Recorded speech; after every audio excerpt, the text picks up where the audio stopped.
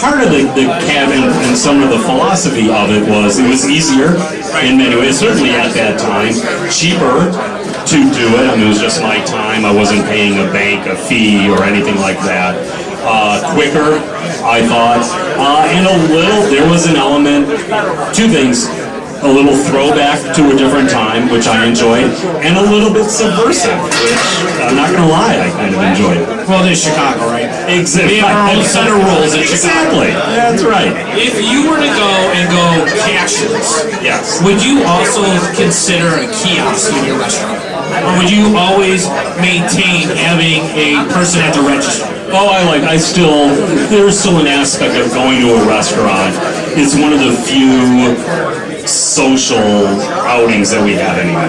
I mean, I think we're so insulated and so much stuff. There's a really interesting, Adam Silver, the NBA commissioner, was talking, I think the last day or two, talking about players, headphones on, in their screens, don't have the social contact in team. And I think, that was a really interesting perspective.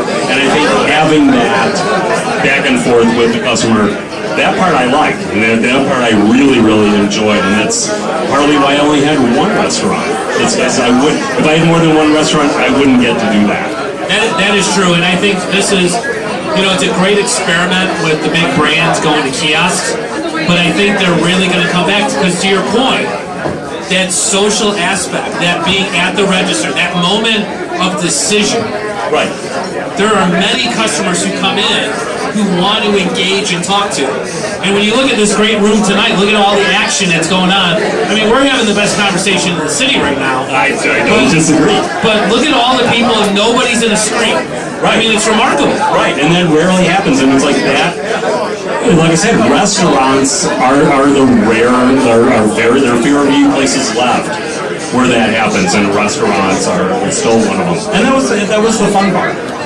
Now, as we shift to this economy of screens and digital and social media, right? Yep. Social media good, social media bad, challenge versus opportunity. Does it level the playing field against you versus a big brand? Because you can tell your story better? I was very fortunate to start before social media. I didn't have before Yelp, before TripAdvisor, before any of that stuff. So I had sort of had this foothold already. I think that is it a level playing field? I don't know. I don't think so. I think it's still, the big companies still dominate things. It's still really hard. You can't just rely on social media to make a presence anymore. I think it's like an add-on feature. It helps, but I don't think it makes your business. I think it's just a tiny bit of advertising. But as this, I flip through Instagram. It's like after a while, it's like, I don't know, great, another picture of a pizza. Like, is it really something that is really that interesting? Is there enough stickiness to it? Right. I think something's going to change. There will be something to counteract that, but I don't think it's happened yet. I think it's just become more just white noise.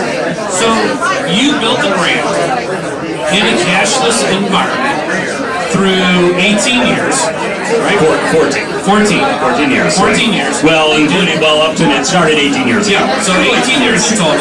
Okay. And really created an American cult following. Right? I appreciate that. Thank you. I mean, sure. people come to Chicago, hot dogs was on the list. Bourdain put on the list of best places to eat in America. Just over 100 people got hot dog logo tattoos. Right, I seen a bunch of those, right? On every part of their body. Too bad you didn't get a cut for that, right? Yeah, we did. Oh, I think we did. So, was the cult following ever part of your plan, or was it just something that, it was just organic that just happened? I wouldn't say it was part of the plan necessarily, but I knew I wanted it to be this really sort of singular, individualistic entity.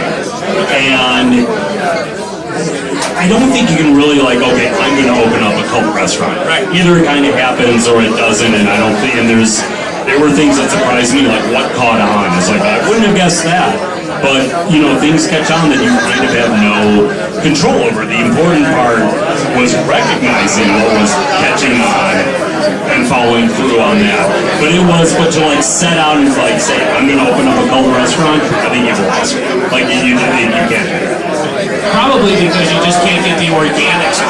Exactly. Either it happens or it doesn't. Now, as you built the restaurant, you got into merchandising, and you still have a site with merchandising. I do. Right? Yes. Is that something that restaurateurs today should consider doing out of the gate in merchandising some sort of product line, t-shirt, whatever it is? I mean, if you were to open a restaurant tomorrow, would part of your plan include t-shirts? Absolutely. Absolutely. They're not perishable. It's like if I could have just sold t-shirts, I would have done that in a heartbeat. No stuff. 1029, turn on the lights, start selling t-shirts, a line of people, been fantastic. Yeah, I mean, I wouldn't look at it as like, oh, this is the revenue stream, but absolutely as an additional source of revenue, absolutely. We always like to talk about, the wins and losses. What would one pothole be that you would tell a restaurateur or somebody coming in this industry to avoid? Other than don't open a restaurant? I used to say that a lot, like you really shouldn't do it, and then I realized like how many people who did open up restaurants who I told that to, and there's restaurants that I love. I was like, oh, that would have been really bad if they had listened to me. I can't tell you like what that pothole is. You just have to experience it yourself. You'll find out. It's truly, I absolutely believe it's the only way to learn. Because what I did, I don't think can be completely replicated. I was like, okay, do this model over here.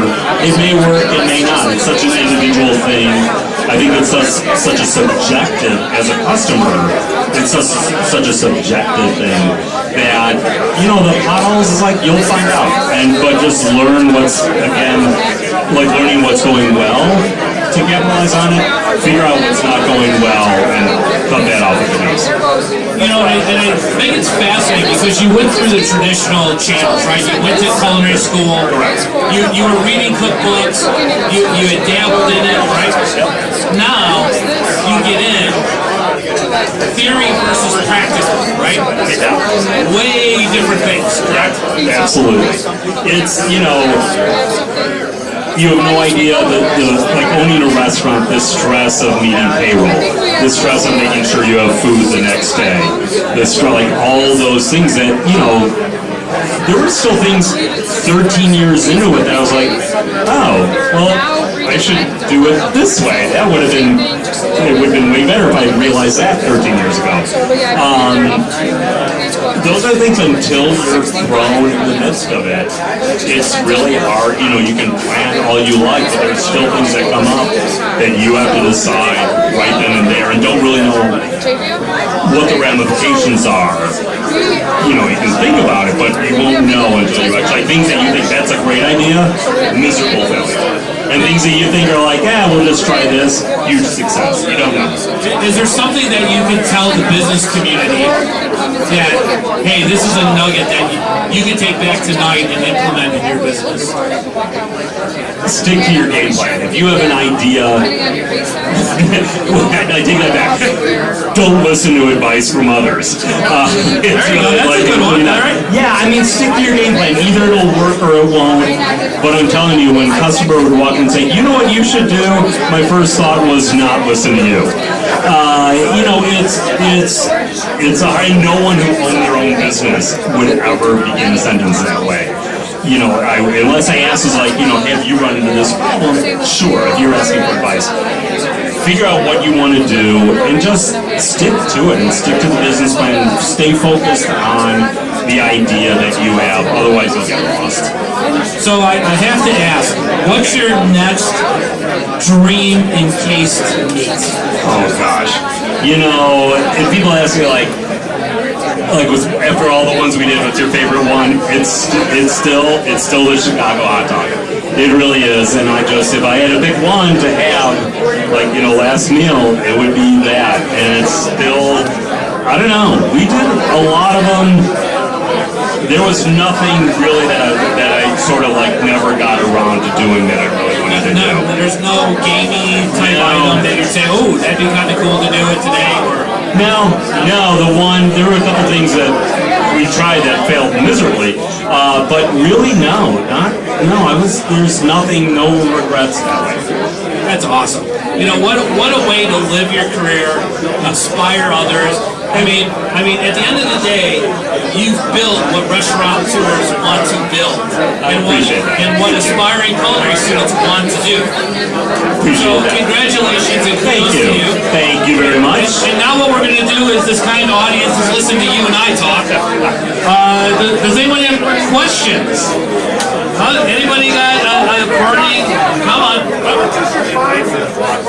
So the question was, how much was the fine for the foie gras? It was a burden. It was $250. And I asked a friend of mine who was a bigwig in PR, I said, all right, what's like sort of cost analysis? And her response was, we usually say, you can't pay for that kind of publicity, but if you could, we did very well. So you maximize that ROI. A little bit, yes. That came out just fine. Okay, other questions, thoughts for Hot Dog here? One night only. Come on. That's it. After tonight, he's going on vacation. You may never see him again. Yes, sir. Question. I missed the duck sausage and foie gras. Anything comparable in Chicago? So the question is about the duck sausage and foie gras. Actually, at Paulina Market, not only can you get hot dog sausages, shameless plug, but they actually do have the foie gras Sauternes duck sausage there. Just the sausage. You have to make the foie gras and the truffle aioli on your own. So, Doug, where can we find your products at now? So, exactly. The center, right center bleachers of Wrigley Field. There's a little hot dog stand there. You won't find me. Well, you'll find me in the ballpark, but I'll be watching baseball. And at Paulina Market, Schaefer's Wine Store, they sell the hot dog sausages on peapod.com, and also Think Jerky. There's a brand. There's a chef-driven jerky company, and I'm one of the chefs. Oh, very nice. Yeah, absolutely. So a little variety. Absolutely. Yep, it's been fun. Absolutely. All right.